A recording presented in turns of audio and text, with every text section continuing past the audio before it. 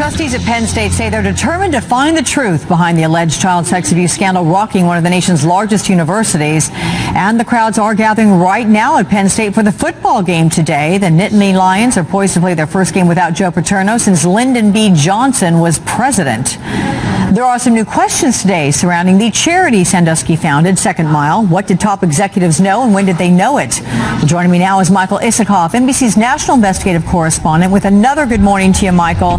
You found out that years before any authorities were told about the sexual abuse reports, some of the Second Mile children were uncomfortable with Sandusky, right? Exactly. Sandusky founded this charity, the Second Mile, back in 1977. Every one of his victims, his 8 alleged victims, he met through the Second Mile. But there were hundreds of kids who went through those Second Mile programs. And I talked to one of them, Troy Craig, who wasn't an alleged sexual victim, but did find his Sandusky's conduct quite disturbing and even, in his words, Troy Craig's words, creepy. Listen to what he had to say. Anytime we were in the car, driving anywhere, his hand, it was a given that his hand would be on my thigh. And, I just knew that was not the way any other adult man in my life touched me. I remember him coming up behind me and, trying to make a joke of it, but all the same, just feeling, kind of, no, stop it, stop that. Now, Troy Craig didn't complain to anybody at the Second Mile program, but there are indications that the Second Mile officials, top officials, were aware of this 2002 incident. The executive director of the charity was told about it by one of the university officials.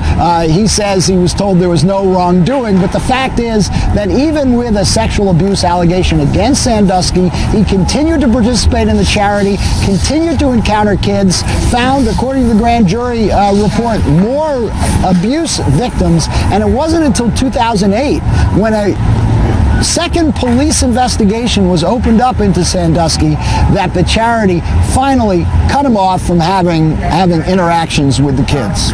Michael, do you find anything with your investigations that suggests that, police investigations into the Second Mile, to what extent anyone at Penn State was told about these? Or were there discussions? Because you got to think that police are going to investigate big picture.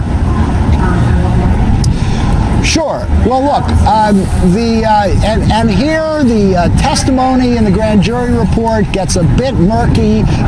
Wendell Courtney was the general counsel for Penn State University.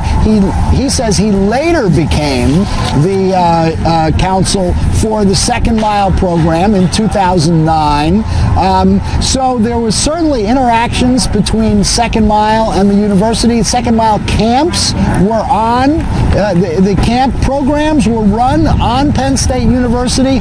Sandusky would, according to Troy Craig, would take kids from the program to meet Penn State players in the locker room, have them on the sidelines. There was a lot of interactions here, and I think sorting out who knew what when is the prime subject of all of these multiple investigations now. Yeah, okay. Michael Isikoff. Many thanks, Michael.